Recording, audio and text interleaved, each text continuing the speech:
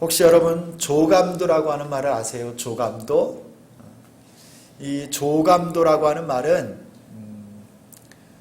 새가 위에서 이렇게 바라보듯이 펼쳐진 그림을 말합니다.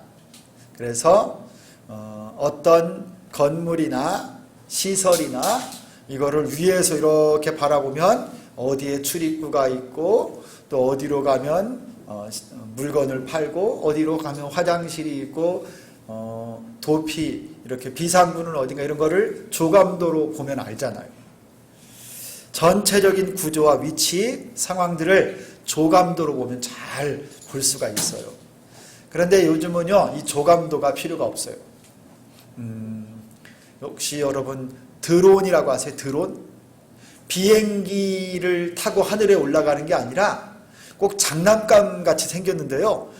헬리콥터 조종을 해서 막 마음대로 올라갔다 내려갔다 막 이동을 할 수 있는 드론이라는 게 있어요. 그래가지고 거기다가 카메라를 딱 붙여놓으면요. 이 드론이 카메라를 가지고 지붕 위, 높은 산 위에까지 다 올라가서 쫙 촬영을 하면요. 밑에서 화면을 가지고 전부가 보이는 거예요. 예를 들면 우리 송천동 꼭대기 위로 드론 하나를요. 한 100m, 200m 위로 쭉 올리면 어디에 도서관이 있고 어디에 아파트가 있고 주비전교회가 어디 있고 막 이게 다 보이는 거예요. 교통이 어디 쪽으로 가면 막히는지 사고가 났는지 안 났는지 여러분 이것까지 싹 이 드론이 조감도처럼 하늘 위에서요 완전 카메라를 찍어 가지고 다 이렇게 보여주는 기술이 지금 막 우리가 활용을 하고 있어요. 앞에 어떤 일이 일어날지 처음 가는 길이라고 할지라도 드론으로 조감도처럼 높은 곳에서 딱 찍어주면 이 길이 어디로 돌아서 통하는지까지 다 알 수가 있는 거예요. 근데 예전에는 몰랐어요. 큰 그림, 방향, 멀리 있는 것까지 싹 볼 수 있기 때문에 때로는 내가 지금 서 있는 위치가 어디인지를 딱 파악할 수가 있어요. 그리고 내가 여기에서 이런 어려움을 겪고 있지만 조금만 가면 평평한 또 좋은 길을 만날 수 있다. 이것까지 드론이 위에서 딱 찍어주는 걸 보면 그냥 알거든요. 여러분 이렇게 큰 그림을 본다고 하는 것은 지금 오늘을 살아가는 우리에게 굉장한 지혜와 또 위기를 만났을 때 이겨낼 수 있는 소망을 줍니다. 여러분 하나님께서는 우리의 삶과 교회, 우리 인생을 다 보고 계시고 다 알고 계십니다. 전지전능하신 하나님께서 우리를 향한 하나님의 계획, 앞으로 펼쳐질 일들 우연이 하나도 없고 모든 것이 하나님의 주권 가운데 있는데 여러분 우리가 오늘 살아갈 때 이 하나님의 계획과 뜻을 잘 알 수만 있다고 한다면 얼마나 위로가 되고 얼마나 힘이 되겠어요.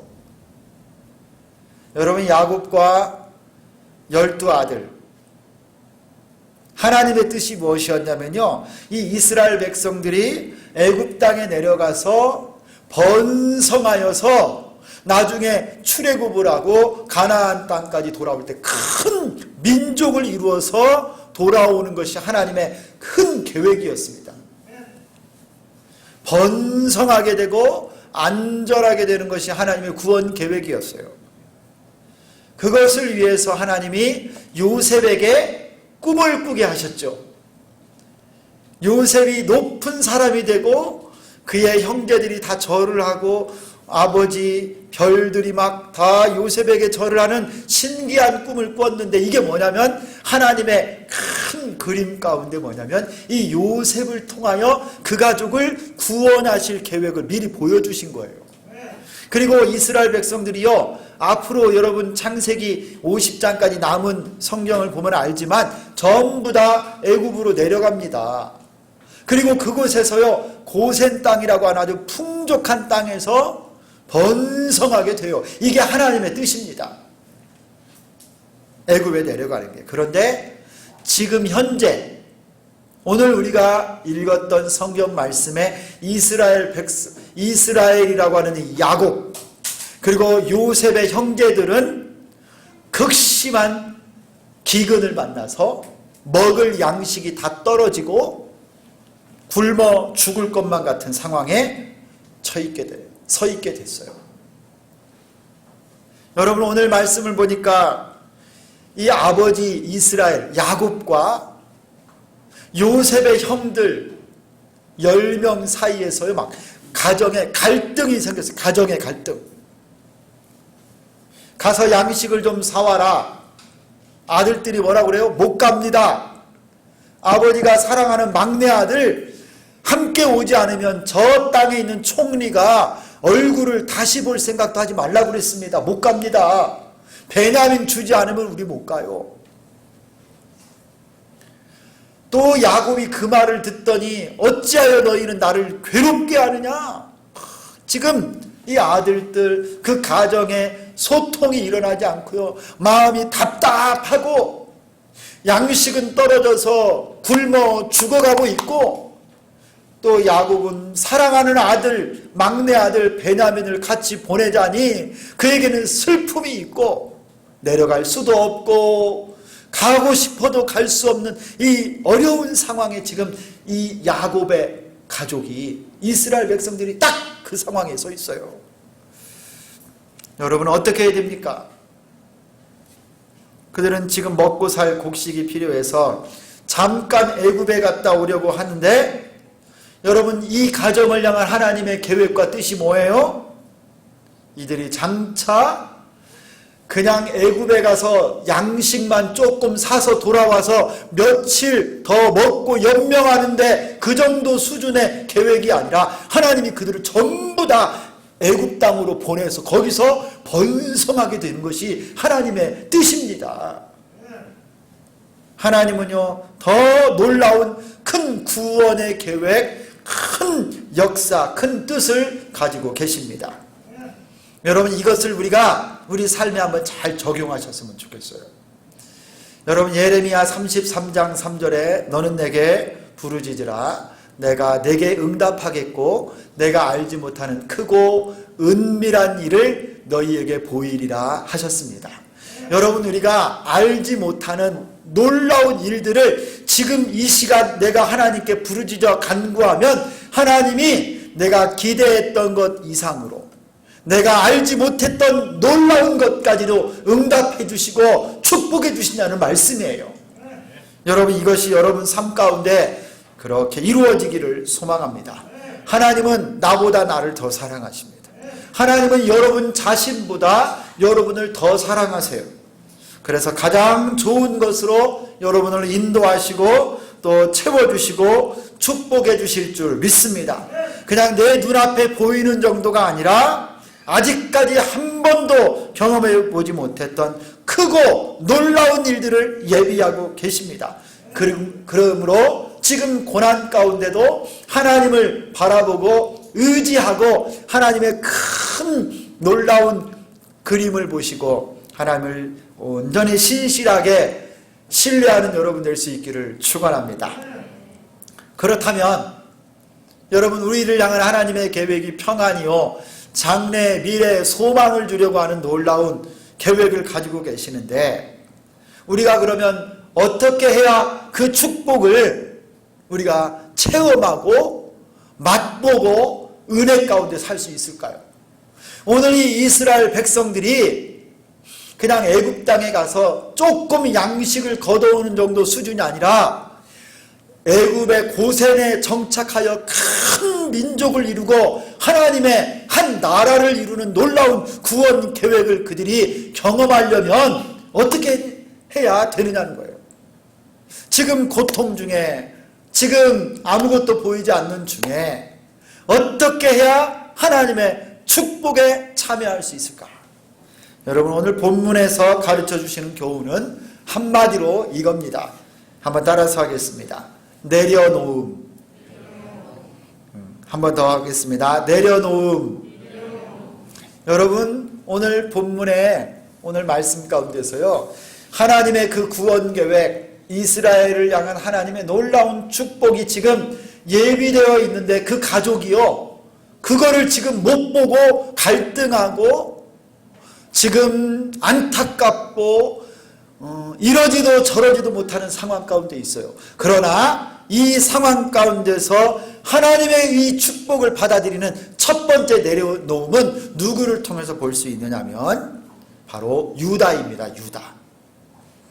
여러분, 오늘 이 본문이 1절부터 15절까지 긴 내용인데요, 유다라고 하는 사람이, 그 사람이 하는 말이 3절부터 10절까지 나와요.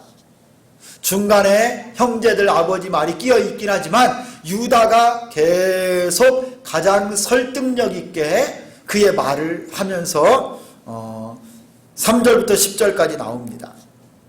유다가 뭐라고 말을 하냐면, 아버지 야곱이 곡식이 다 떨어지자 다시 애굽에 가서 곡식을 좀 사오라 했을 때 3절에 유다가 뭐라고 그랬어요? 가운데 보면 너희 아우가 너희와 함께 오지 아니하면 너희가 내 얼굴을 보지 못하리라 하였습니다. 아니, 저 애굽 땅에 총리가 있는데요, 아버지 우리 막내 베냐민과 함께 가지 않으면 내 얼굴을 보지 못할 거라고 했습니다. 아버지께서 우리 아우를 우리와 함께 보내시면 우리가 내려가서 아버지를 위하여 양식을 사오겠습니다. 주저하지 않았으면 벌써 2번은 갔다 왔을 겁니다. 아버지. 유다가요, 먼저 그 가정의 구원을 위해서 나와서 지금 설득력 있는 말을 해요. 아버지가 괴로워합니다. 그 베냐민을 보내기가 싫었던 거예요. 그때 9절에 유다가 다시 한번 이렇게 말합니다. 우리 9절을 같이 한번 읽겠습니다. 9절 말씀 시작. 내가 그를 위하여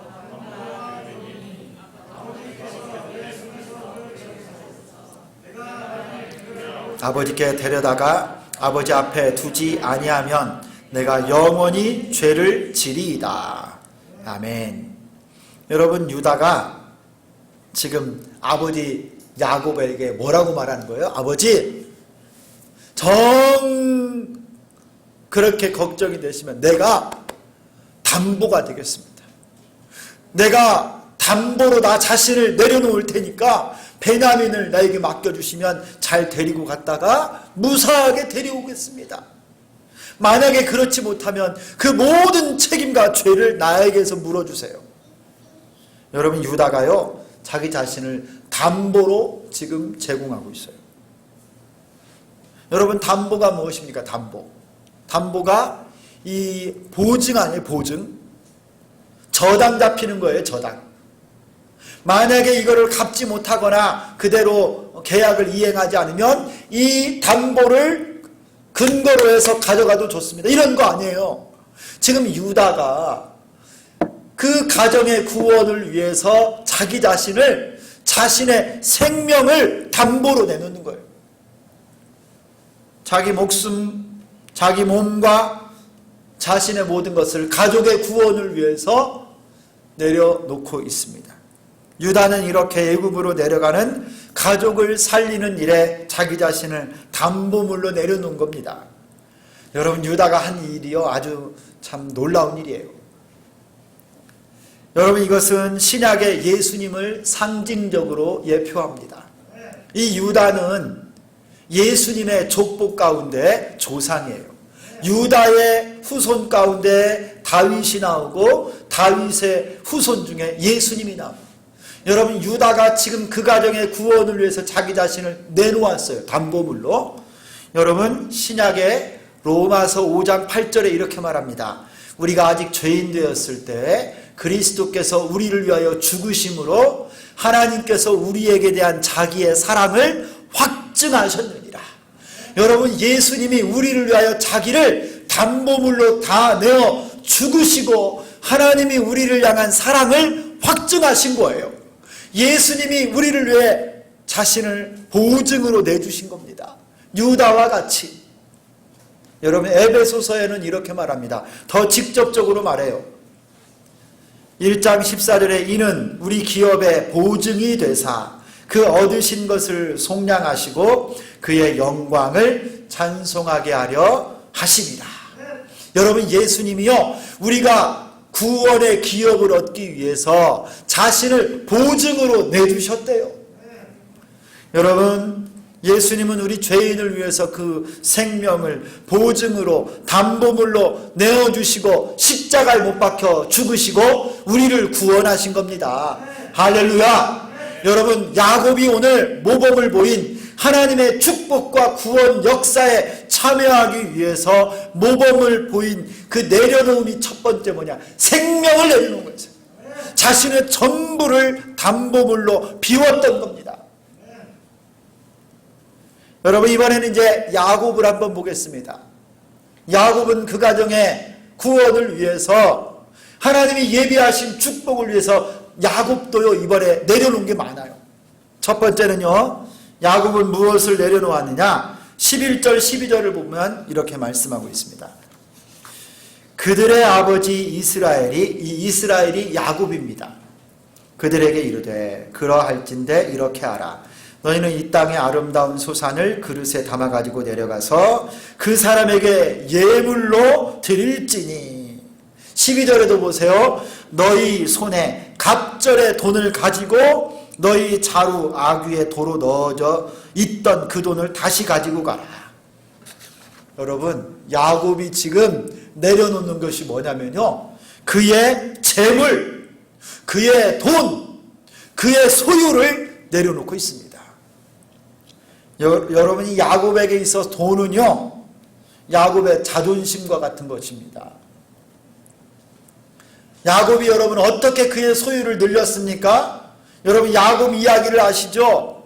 외삼촌 라반 밧단 아람 저 객지에 가서 20년 동안에요, 밤잠을 못 자가면서 비바람을 맞아가면서요 양떼치고 외삼촌 집에 더부살이 하면서 눈칫밥 먹어가면서 여러분 벌었던 돈이에요. 그가 얻었던 양과 소, 염소 이것들이요 야곱의 피땀과 같은 것입니다. 멸시받아가면서 내가 받은 이 소유가 하나님의 축복이다, 막 자존심이 그가 가진 소유에 있었어요. 그런데 이 순간에 야곱이 애굽으로 그 아들들을 보낼 때 너희 이 예물도 가져가라. 그리고 돈도 갑절로 가져가서 다시 갖다 줘라. 그가 지금 이 돈과 소유물을 내려놓고 있습니다. 내려놓고 있어요. 여러분, 모든 재물과 돈은 우리 것이 아니고 하나님의 것입니다. 하나님께서 축복해 주셔서 우리가 살고 존재하는 것 아닙니까? 직장과 사업, 또 재물 얻는 능력도 하나님이 주신다고 하셨습니다. 할렐루야. 여러분 믿으십시오. 여러분, 하나님이요 재물 얻을 수 있는 능력도 우리에게 주신다고 하셨어요. 여러분, 그러므로 여러분, 우리가 가진 소유 이 모든 것 다 하나님으로부터 온 겁니다. 나의 지혜와 부지런함으로만 얻는 것이 아니라 하나님이 축복하지 않으시면요 우리가 소유를 얻을 수도 돈을 벌 수도 없는 거예요. 아무리 벌어놔도요 여러분, 이게 구멍이 새서 새 나가면요 감당 못합니다. 하나님의 축복인 거예요. 여러분, 소유의 많고 적음이 중요한 것이 아니라 하나님께서 내 생명의 주인 되심을 고백하는 믿음이 바로 이것입니다. 재정, 돈의 주권을 하나님께 맡기고 사는 것, 다른 말로 말하면 돈을 내려놓는 거예요. 재물을 내려놓는 거예요. 내 손에서 내려놓고 누구에게 맡기는 것입니까? 하나님께 맡기는 거예요. 야곱이 한 게 이거예요. 그에게 있어서는요 정말 내려놓기 힘든 것이 돈이었습니다. 그런데 이번에는 아들들을 보내면서 예물도 가져가고 돈도 갑절로 가지고 가서 그 사람을 만나고 오라. 사랑하는 성도 여러분, 돈을 내려놓기가 참 어렵습니다.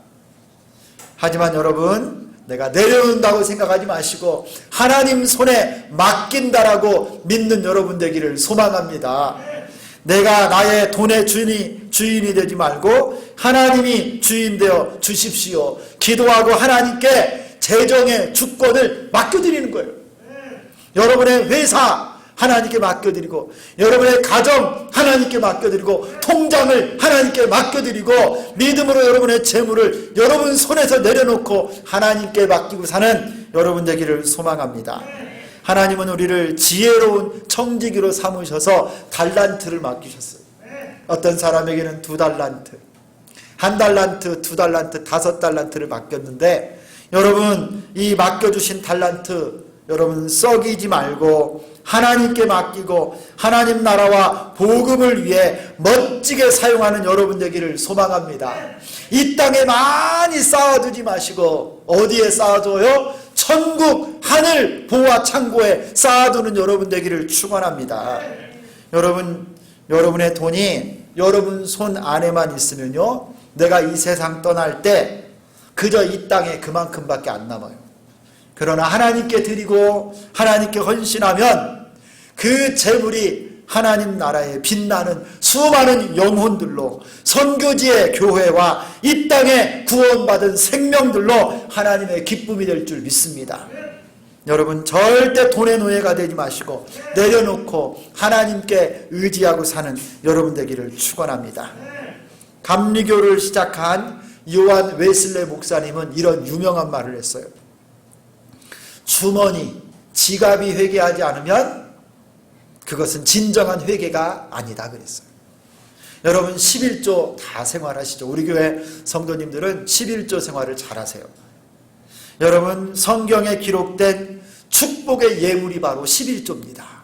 내 모든 소유가 하나님으로부터 왔습니다. 하나님이 내 모든 것의 주인이십니다를 고백하는 것이 뭐냐면 11조 예물이에요. 전부가 하나님 것인데 믿음의 고백으로 증표로 10분의 1을 하나님께 딱 드려서 믿음을 고백하고, 그러면 하나님이 재물 사용할 수 있는 능력도 주시고 지혜도 주시는 줄 믿습니다. 헛되게 돈이 나가는 걸 막아주세요. 여러분 하나님 앞에 여러분 재물의 주권을 하나님께 올려드리고 여러분 손에서 내려놓고 하나님을 의지하고 사는 여러분 되기를 축원합니다. 이게 축복의 비결이에요. 야곱이 보여줬던 모범입니다. 두 번째는 여러분 야곱이 또 놀라운 내려놓음을 하나 실천하는데 13절에 나옵니다. 우리 13절을 같이 한번 읽겠습니다. 다 같이 읽습니다. 시작. 내 아우도 데리고 떠나 다시 그 사람에게로 가라. 여러분 여기에 내 아우가 누굽니까? 지금 아버지 야곱이 유다에게 하는 말이에요. 내 아우도 데리고 떠나 그 사람에게로 가라. 누굽니까? 베냐민이에요. 베냐민. 막내 아우. 요셉 죽고 유일하게 남은 야곱이 사랑했던 아내 라헬이 낳은 두 아들 중에 이제 죽었다고 생각한 요셉 말고 남은 아들 이 베냐민 데리고 가라는 거예요. 이 베냐민을 붙잡고 그가 끝까지 고집을 피웠는데 이번엔 이 아들을 내려놓습니다. 여러분 이 베냐민은 야곱에게 있어서요 자기 분신과 같았어요. 왜냐하면 그가 앞장 42장 38절에 이렇게 말하잖아요. 재난이 그에게 미치면 너희가 내 흰 머리를 슬퍼하며 수올로 내려가게 함이 되리라. 만약에 베냐민 죽으면 나도 죽는다 이 소리예요. 여러분 그런 야곱이 이제 베냐민을 내려놓습니다. 애굽으로 형들과 함께 내려보냅니다. 자신이 가장 사랑하는 아들, 자기 생명과 똑같은 자식을 지금 내려놓고 있어요. 여러분 만약에 야곱이 이걸 내려놓지 않았으면요 이스라엘 백성들은 굶어 죽었을 겁니다. 하나님이 애굽에 지금 예비해 놓고 계신 축복을 받을 수가 없었어요. 그런데 자식을 내려놓은 거예요. 성도 여러분 하나님의 뜻을 이루고 은혜와 축복의 주인공이 되시려면 여러분이 가장 사랑하는 그것을 내려놓을 수 있어야만 합니다. 여러분의 가족, 여러분의 자녀, 아니 또 여러분 자신마저도 내려놓아야 돼요. 많은 분들이 믿음이 참 좋고 기도도 열심히 하고 많이 합니다. 신앙생활도 잘합니다. 그런데 참 많은 분들이 걸려 넘어가는 것이 하나 있는데 자식을 내려놓지 못하는 분들이 많아요. 자녀들이 여러분 우리의 소망이지요. 우리의 꿈이지요. 부모보다도 더 잘 공부하고 더 건강하고 더 성공하고 멋지게 인생을 살았으면 하는 게 모든 부모의 꿈이라서요. 우리 아들, 딸이 좋은 대학 갔으면 좋겠고 좋은 직장 갔으면 좋겠고 멋진 배우자를 만나서 좋은 가정을 이뤘으면 하는 게 모든 부모님의 꿈인데 그러다 보니까요. 자녀들이 좋은 대학, 직장, 결혼을 못하면 여러분 그 인생이 실패한 겁니까? 자녀가 좋은 대학 못 가면 우리가 절망에 들어가는 건가요? 좋은 직장 못 가면 여러분 우리 가정, 우리 인생은 실패한 가정인가요? 여러분 아니지요. 세상과 세상의 기준으로 자녀들을 키우려고 하니까 자녀가 상전이 되고 우상이 되고 여러분 우리도 자녀들과 함께 울었다가 웃었다가 좋아했다가 슬퍼했다는 거예요. 사랑하는 성도 여러분, 여러분의 아들, 딸들을 여러분 손에 붙잡고 있지 말고 내려놓기를 바랍니다. 하나님께 맡기고 여러분 손에서 내려놓으세요. 자녀는 하나님의 선물입니다. 우리 아들과 딸은요, 나의 아들과 딸이 아니라 하나님의 아들과 딸입니다. 그래서 여러분, 여러분의 아들, 딸들을 내 아들, 내 딸로 키우려고 하지 마시고 하나님의 아들, 딸로 키우시기를 축원합니다. 이 세상의 아들, 딸이 아니라 천국의 백성으로 하나님 나라의 백성으로 양육해야 됩니다. 그것이 우리에게 맡겨주신 사명이에요. 공부도 열심히 시키고 운동도 잘 시키고 학원도 열심히 보내지만 더 중요한 건요, 하나님이 여러분에게 맡겨주신 하나님의 아들, 딸들에게 말씀을 가르치시고 기도의 모범이 되시고 예배 생활의 최우선순위를 두시기를 바랍니다. 돈 많이 벌고 좋은 대학 가서 교만해지고 하나님 떠나면 무슨 소용이 있어요? 아들, 딸에게 여러분의 인생을 다 걸지 마시고 진짜 효도하는 자녀들, 하나님을 아버지로 모시고 사는 믿음의 자녀들로 양육하는 여러분 되기를 축원합니다. 오직 하나님께 여러분의 자녀 맡기고요. 여러분 한번 기도로 키워보세요. 기도로. 예배로 키워보세요. 예배로. 하나님이 친히 양육하시고 하나님이 친히 아버지가 되십니다. 여러분, 교회 오는 시간하고 예배 드리는 시간하고 학원하고 겹치면 학원 보냅니까? 너무너무 안타까워요. 여러분 아들, 딸들에게 돈을, 집을, 땅을 유산으로 남겨주려고 하지 마시고 오직 믿음과 신앙을 유산으로 남기는 여러분 되기를 소망합니다. 여러분의 아들, 딸 주의 종으로도 헌신시키세요. 선교사로도 보내시고 사모로도 헌신시키고 장로, 권사로도 좀 바쳐서 하나님 나라의 주인공으로 여러분 아들, 딸들이 커나갈 수 있기를 소망합니다. 세상에서 가장 큰 복이 뭐예요? 제일 좋은 복이 뭐예요? 예수 잘 믿는 복입니다. 할렐루야! 여러분의 자녀를 여러분 손에서 내려놓고 하나님께 맡기시기를 축원합니다. 야곱이 14절에 참 놀라운 고백을 했어요. 14절 제가 읽겠습니다. 14절에 전능하신 하나님께서 그 사람 앞에서 너희에게 은혜를 베푸사 그 사람으로 너희 다른 형제와 베냐민을 돌려보내게 하시기를 원하노라. 내가 자식을 잃게 되면 잃으리로다. 여러분 이게 뭡니까? 이렇게 잃게 되면 잃으리로다. 내가 베냐민을 내려놓으면 정말 잃어버릴까요? 내 손에서는 놓아도 누가 베냐민을 붙잡고 계십니까? 살아계신 하나님이 우리 아들, 딸들을 붙잡고 계시는 줄 믿습니다. 여러분 하나님 손에 맡기는 거예요. 여러분, 이게 이와 같은 고백을 누가 했어요? 에스더가 생각나세요? 내가 죽으면 죽으리이다. 그의 생명을 하나님께 맡기고 민족을 위해 금식하며 기도했더니 살아난 줄 믿습니다. 할렐루야. 여러분, 하나님의 놀라운 축복을 여러분의 가정과 자녀, 여러분의 인생을 위해 지금 내 눈에는 안 보이지만 예비하고 계세요. 그런데 지금 내 눈앞에 오는 갈등의 상황들, 수많은 어려움들이 안개와 같이 나를 감싸고 있어서 잘 보이지 않지만 지금 내려놓으면 하나님께서 친히 이끄시고 여러분을 축복의 항구로 인도하여 주실 줄 믿습니다.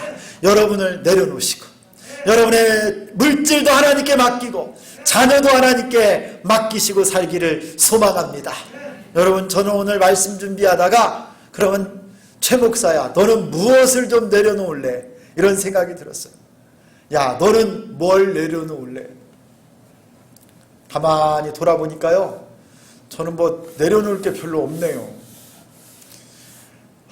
한 선교사님이 생각났어요. 태국에 한 20년 전에 나간 선교사님인데요.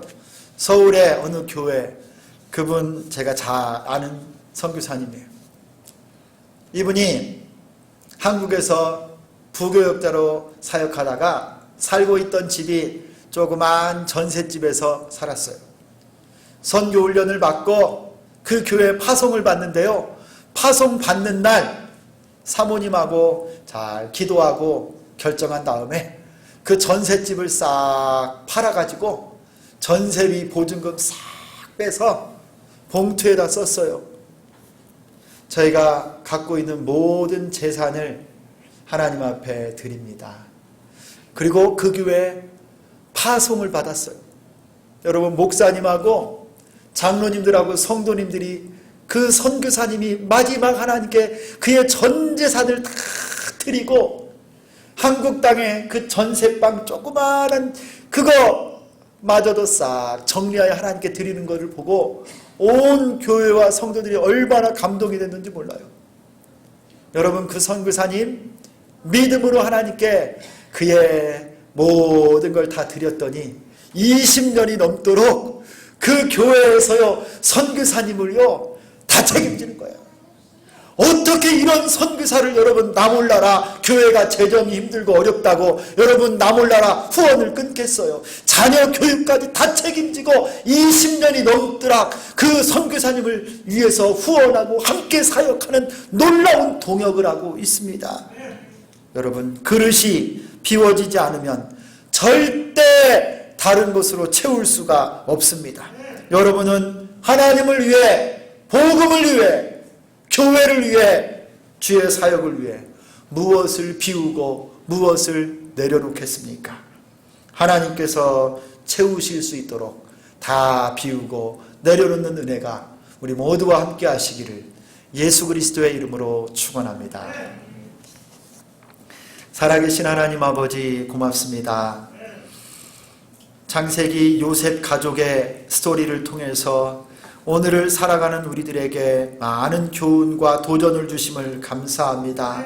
하나님, 우리가 미련하고 약하여 우리를 향한 하나님의 크고 놀라운 은혜와 축복을 보지 못하고 지금 내 눈앞에 내 주변에 있는 많은 어려움들, 위기와 고난 때문에 가슴 아파하고 눈물을 흘리고 있지만 하나님 아버지, 우리를 향한 주의 평안과 소망의 축복들이 예비되어 있음을 알고 지금 나 자신을 비우고 내려놓을 수 있도록 도와주시옵소서. 유다처럼 나를 내려놓고 야곱처럼 물질을 주께 의탁하고 아들마저도 주께 드리고 내 꿈과 소망과 야망도 다 하나님께 맡기고 내 전적인 삶을 주께 의탁하고 살아가는 우리 주비전교회 모든 성도들 다 되게 하여 주옵소서. 주님 친히 채우시고 주님 친히 역사하시고 축복하여 차고 넘치게 하여 주실 줄 믿습니다. 예수 그리스도의 이름으로 기도드리옵나이다. 아멘.